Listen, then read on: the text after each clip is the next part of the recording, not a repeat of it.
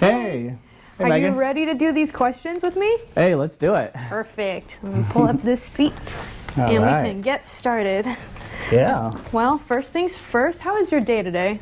Oh, it's going great. I got to kind of random, but I went over to play some tennis with my kids because they're doing tennis camp right now, and the coaches told me to come over and check it out, and so I got to hit a few with them. So Oh, wait, that's I was fun. kind of sweating, and It is a hot day today. This yeah. summer feels like it's going to be really hot. well, yeah, it's I'm from Vegas, so this is nothing, but Oh, okay. Look, to us Californians, then it's too hot. I can't imagine being in Vegas during the summer. yeah, I think it's like 115 right now or something crazy like that. It's because Vegas is in a bowl, right? Kind of. Yeah, Is it's that in a what it is? valley, and it's a Yeah. desert. Can't imagine. Oh goodness. Ooh. So what was the first thing that you did this morning? Well, first thing is always just check on the kids. I've got 3 kids at home, and just making sure they're awake and getting ready for school or camp or whatever it is that they got to get ready for. How old are your kids? So I've got 3 daughters. They're 7, 5, and 2. So it really is a lot to keep us busy at home. Oh wow, wow. My sister, she has almost a 2-year-old, and she's already a handful. I can't imagine what having 3 girls is like. Yeah, but they're so much fun. They're just a joy. Yeah, So, I bet. yeah. What's your favorite thing you like to do with them?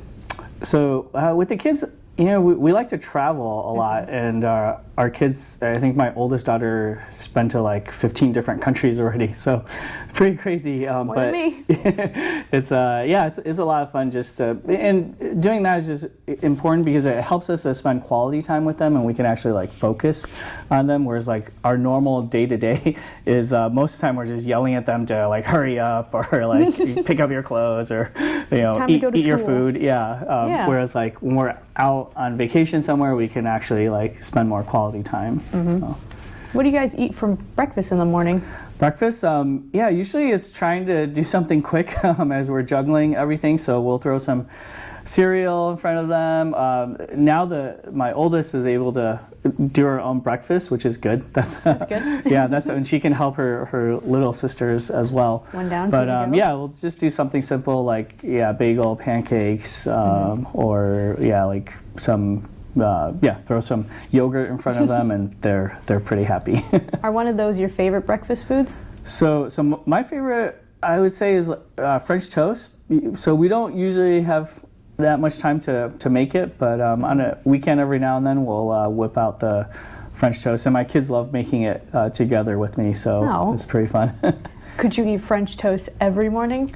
Oh no, I couldn't do that. It's only good every once in a while. Yeah. Coffee or tea in the morning?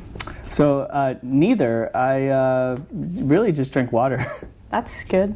Yeah. That's really good. Stay hydrated. Yes. Are you one of those people who drinks a cup of water when they wake up in the morning? I don't. I don't think I drink enough water, but but that I used to drink only flat water. Now I also mix in a bit of sparkling, so I feel like I'm water. getting fancier as I age. It comes with age. It comes with taste. Because I don't like the sparkling water. Yeah. And my sister, she didn't like it either. And then she got older. It's only sparkling water. Yeah, I remember I couldn't stand it. Like before, when I was working in Europe, sometimes everybody drank sparkling water, and it was I just hated it. But now it's like I'm actually asking for sparkling water, which is crazy. I think it's spicy. It's a little bit spicy. That's what we tell our kids, actually. When we tell them, and they say, "Oh, spicy water, spicy water." Oh, that's so cute. Do you find it challenging being a CEO of a startup?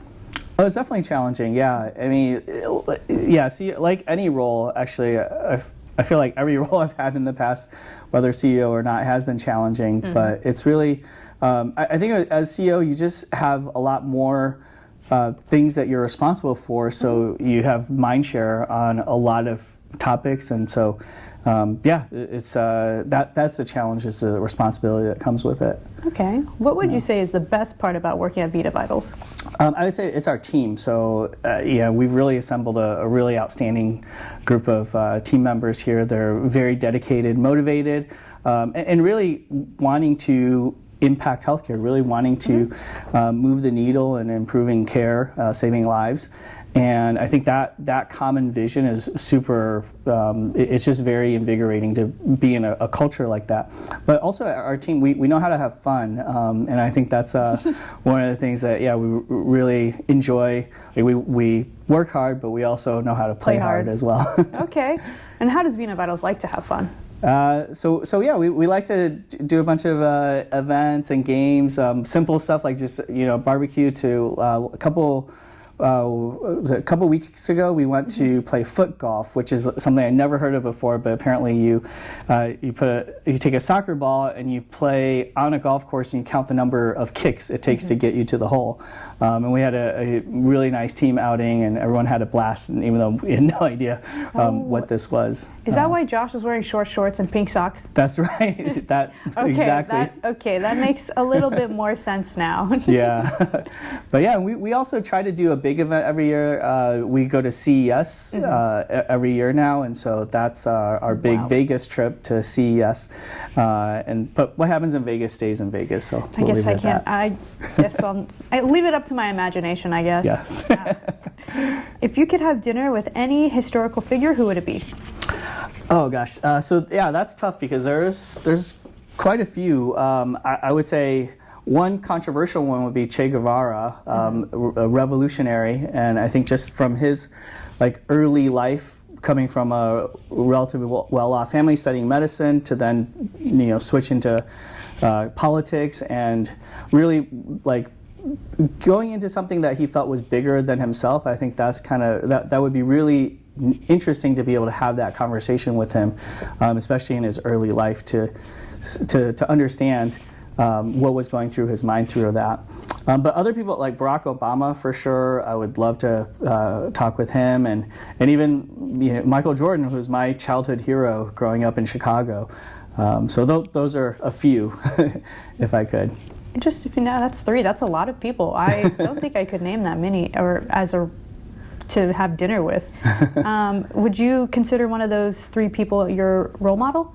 I don't think so. Well, I definitely wouldn't want to be executed like Che Guevara. Okay, captured it. So, but I would say, it's hard to find a role. I don't think I would have one person that I can identify as a role model, because everyone has strengths and weaknesses, and I think the weaknesses also make the person human and who they are. But if I could take the best traits of different people and create this superhuman, maybe that's what I would make as a role model. Now, what traits would make your ideal role model? I think it's just a lot of what we're trying to establish in our company is around the culture around open communication, trust, and really wanting to give it your best. And I think about things that I try to teach my daughters around, hey, earlier in tennis today, that my middle daughter was getting frustrated because she wasn't hitting the ball. She kept missing and she was crying, and it's really, hey, if you try your best and give it your all, and really it's the experience of going through that. You don't have to win every time. You don't have to, it's a lot of the failures that are actually going to make you who you are, and it's how you learn from those failures. And so, I think those are some of the important qualities that I would think are important in a role model. In a role model. Yeah. Okay. So earlier you mentioned that you love to travel with your kids, and you just like traveling in general. Which country would you say is your favorite travel destination? That's an impossible question. You've been to so many. How do you pick? Yeah, I think I've been to 50 or so countries, and I think they're all different, right? They're earlier in my life, it was more backpacking type of travel, really budget, but you're meeting a lot of people, in a similar background, and you're making new friends and exploring new places. Now our travel is a lot more comfortable. Well, we're hauling 3 kids around, and you can't quite backpack through that, but it's really, we like the trips where we can go into a new culture and kind of experience life that's not what we're used to, and that helps bring some perspective. And our latest trip was we went to Singapore Malaysia and Thailand last winter, and so that was really awesome to be able to see the kids and get exposure to that, and just different languages and different different ways people live, and so yeah, I think those are always the best. Wow, yeah, I wish my parents took me on vacations like that. Do you prefer beach or mountains? So obviously I like both, but I would say mountains have something special in the sense that because they're so vast and so big, and you're so small. When you're like, I'm thinking back to my trekking days, Tibet or Peru, and you just feel it helps put things in perspective where like, the world is so big and you're so insignificant as an individual. Yeah. And it's just kind of transformative to like go through that thinking and seeing that perspective. So yeah, and they're just gorgeous mountains as well. So yeah. Would you consider travel your favorite hobby? Yeah, absolutely. Yeah, I think travel. We do it enough that I guess it can be considered a hobby. Yeah. But yeah, like I do like sports, which I don't get to do enough, but that's because you're spending all your time traveling. Yes, maybe that's why. Yeah. Do you have any hidden talents? So I can juggle, and I cut my own hair. That's impressive. I wish I knew how to cut my own hair.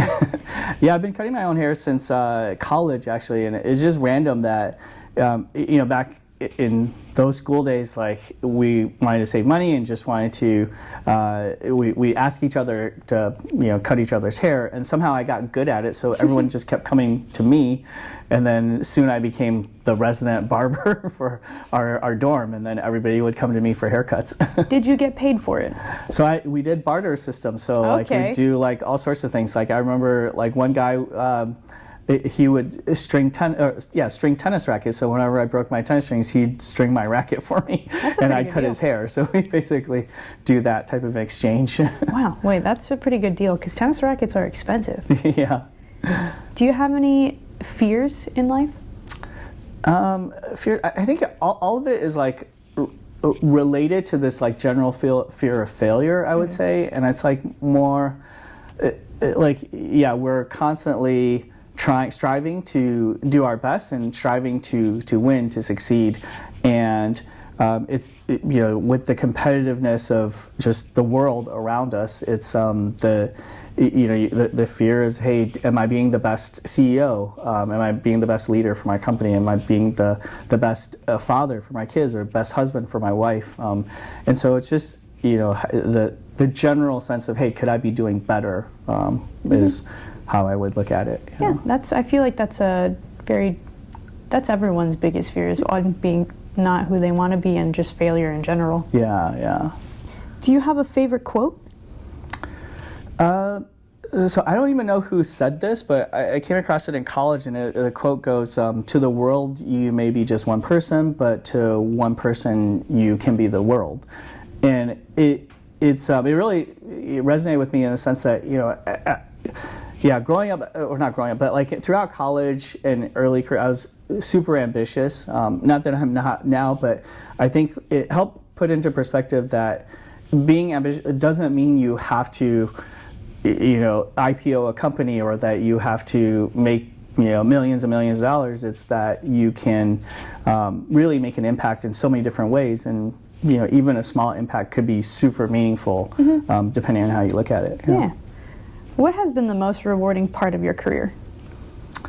I think the space that I'm in, and it's just always, throughout my career, it's been in healthcare and medical devices, digital health, and it's really seeing the tangible impact of what the products that you're making, and seeing them in the field at the customer sites, that they are actually saving lives, they're actually helping improve people's health. I remember one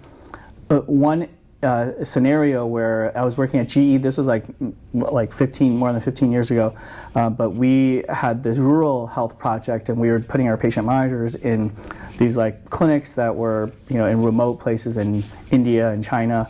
And I remember one time we were going with our service engineers to check out the equipment, get some feedback from the users in the hospitals, and we had to go to this like clinic that was in this remote location, like huge population, but nobody, like we didn't have maps back then. Even we didn't have GPS and Google Maps back then, so we had our paper maps, we couldn't find it. And we asked like these taxi drivers to see if we could follow them and take us, and nobody knew how to get to this clinic. And finally, the only person who knew where to find this like hospital clinic was a bicycle taxi, basically like a three-wheel, like this guy riding a bicycle. And so we had our big GE van. We're following him at 5 miles an hour for like an hour and a half, like navigating these streets to try to get to this hospital. So it's really cool to be able to see how, we're here making our medical devices, but it's being utilized and actually making a big impact in the quality of care that's delivered elsewhere. That's awesome. And that's so funny. Why wouldn't you just put the guy in the van? But then we'd have to we couldn't fit his bike and his bike taxi. Yeah. Oh, I guess that makes rickshaw. sense. I don't know if that's the right word for it. Yeah. Oh, yeah, I'd say that's pretty close. Yeah. How do you and your family like to spend a lazy Sunday, if you have one? Oh yeah, I don't think we have lazy Sundays with 3 little ones running around. I think a lot of our weekends are consumed by shuttling them around to birthday parties, or play dates.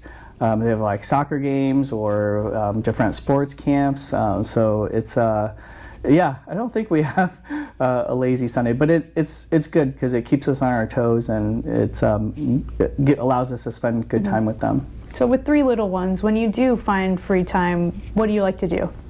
Yeah, we do like to travel. Just coming back to travel is we think that's like that's just like I mentioned earlier, just being able to spend that quality time, and it's also to be able to expose them to new things and new cultures, because I think our kids, they're so privileged, especially like compared to my childhood where I had nothing. And these kids they grow up with so much, but it's cool to be able to show them how other people live, or how what matters in life, and how you can relate to other kids that you meet that come from completely different background. I think those are so any free time we get, I think we pretty much try to pack them up with travels or even staycations if we can. That's what my parents would always say. I grew up with nothing. Now you have everything. Like, yeah, now we're turning into that. Yes, you're on the way. I'm about to uphill both ways. That's right. Jesus, it never ends. What's the last concert or live show you attended? So if sports count, it's been a while since I attended a musical event, but I went to the Stanley Cup Finals, the Vegas Golden Knights Game 1, which is an amazing game. Yeah. I don't even know who won the Stanley Cup, and it was like months ago. Yeah, Vegas did win the Golden Knights, so that's an amazing story out of Las Vegas. It's an expansion team, like born in Vegas, and they've now I think it's the 5th year. And they've actually won the whole Stanley Cup. It was crazy. It was like their first year, wasn't it, when they won? Or like yeah, the first year they even made it to the Stanley Cup, but then they lost. But this year now they actually came back and did it. So in your free time, you like to travel. How do you like to wind down after a long day? After a long day, it's really just to like relax, maybe read the news, watch some TV, or to like read sports. I kind of follow sports a little bit, just out of curiosity to like see who are the top sports players. And since we're going to the Angels game tonight, I was really excited because Shohei Ohtani is going to be pitching there. So that'll be awesome to be able to see. That's going to be fun to see him pitch. I think I've seen him pitch once. I think that was like a year or 2 ago. Yeah. So it's I'm super excited and looking forward to that. We went to Target and bought all this like Angels gear. Like we're not Angels fans, but like we gotta. You're a fan of Shohei Ohtani. Yeah. You gotta show up if you're going to the stadium. You gotta. I'm gonna show the spirit. I decided I was gonna buy a new jersey when I'm there. Yeah. Hopefully, if they have it. Yeah. If they don't have a Shohei Ohtani jersey, I'll be so sad. What's the most adventurous thing you've done? Oh, you've gosh, ever done, I guess I should most say. adventurous. Yeah, I mean, it'd have to be like some of my early travels as a younger, like 20-year-old or 20-some-year-old. I remember, yeah, one crazy trip I did. I was backpacking through Asia, and I was doing this from Thailand to I was in Thailand, and I hadn't made any plans to go to Cambodia, but then I felt like, hey, I'm so close to Siem Reap. I want to see Angkor Wat. So I just backpacked on my own. And back then, I was right out of college. I had no money, so it's just like whatever budget approach I could get there. So I took this long bus. It was like getting up at like 5 a.m. Got on this bus in Bangkok. It had chickens on it and all sorts of like different livestock and grains. Going through the countryside, it got close to the border, but not actually at the border to Cambodia. So then I had to figure out like how to get close to the border, and then I had to get on this motorcycle taxi. But I didn't know like all these people kept approaching me saying, "Hey, like get on my motorcycle, get on my motorcycle." I'm like, where are you taking me? And I figured out, oh, this is actually their taxi system. And so I finally did that. Got to the border, but then I had to